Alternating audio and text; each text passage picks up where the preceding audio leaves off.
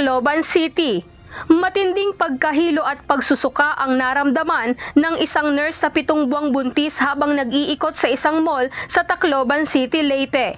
Ayon sa 34 anyos sa ginang, bibili lang anya siya ng gatas ng mahilo. Ang kanyang kondisyon ay itinawag sa UNTV News and Rescue Team ng mismong gwardya ng mall.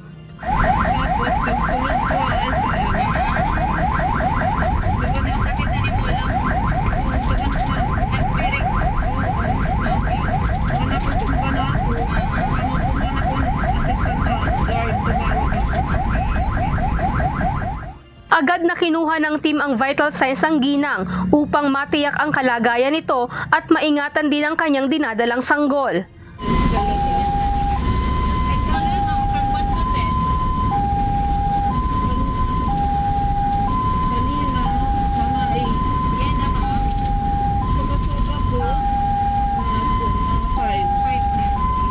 Matapos lapatan ng pangunang lunas, ligtas na nadala ang ginang sa Leyte Provincial Hospital para sa karagdagang atensyong medikal.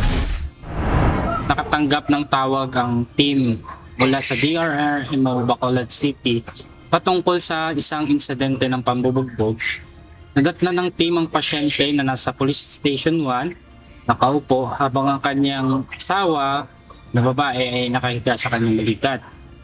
Sa Negros Occidental, nagtamo ng mga sugat sa iba't ibang bahagi ng katawan ang mag-asawang ito sa Negros Occidental, bunsod umano ng pambubugbog sa kanila ng 3 lalaki. Sa police station na ginawa ng UNTV News and Rescue Team ang first aid sa dalawa matapos ang patient assessment. Nagbigay tayo ng cold application to-treat ang mga kanyang bleeding open wounds. Napag-alaman ng team na nawala ng malay ang lalaki na tumagal ng 5 minuto matapos ang pambubugbog. Dahil na rin sa nerbiyos at pag-aalala, 2 beses ding nawala ng malay ang misis nito nang makita ang mga suspek na nanakit sa kanila sa istasyon ng pulis. Minabuti ng team na ihiwalay at dalhin muna sa rescue vehicle ang ginang upang ito ay kumalma. Binigyan natin ng oxygen supply dahil ang babae ay bumaba ang kanyang oxygen level.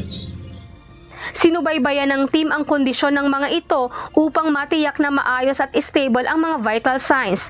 Tumanggi na silang magpadala sa ospital, ngunit pinayuhan pa rin ng team na kumonsulta pa rin sa doktor upang makasiguro sa kanilang mga injury. Samantala, nasa kustudiya na ng mga otoridad ang 3 lalaking ng trip at nambugbog sa mga biktima. Sa mga nangangailangan ng agarang tulong sa panahon ng aksidente o sakuna, maaaring makipag-ugnayan sa UNTV News and Rescue Hotline 8911 UNTV o 8911-8688. Lizel Nael, UNTV News and Rescue.